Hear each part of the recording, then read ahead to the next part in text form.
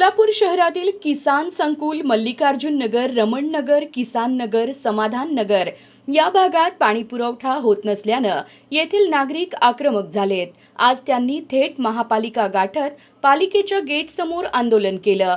यावेळी मोठ्या संख्येने महिला गेटवर उपस्थित होत्या। भाग 11 मधून आम्ही बोलत आहे। 10 दिवस झाले आम्हाला पाणी आलेलं नाही। आम्ही किती दिवस असं सहन करायचं? शेवटी प्रत्येक वेळेस हेच आहे। आमचे नगरसेवक आमच्या पाठीशी आहेत। त्यांनी देखील सगळ्या अधिकाऱ्यांना बोलल्यानंतर 2 दिवस अडतो तो तासाला सोडतो, अर्ध्या तास 7 वाजल्यापासून आम्ही रोडवर उतरलेलो आहे। दुजाभाऊ का करू लागलेत? म्हणजे कसं आहे ना, हदवाड भागातल्या लोकांना पाणी सोडायचं नाही आणि त्यांच्याकडनं टॅक्स घेत नाही म्हणून असं शहर आम्हाला मारून द्या। आम्ही पुढे करण्यासाठी आम्ही करू।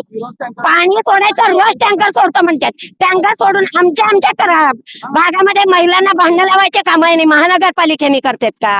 आम्हाला काही नको, आमच्या हक्काचं पाणी आम्हाला पाहिजे।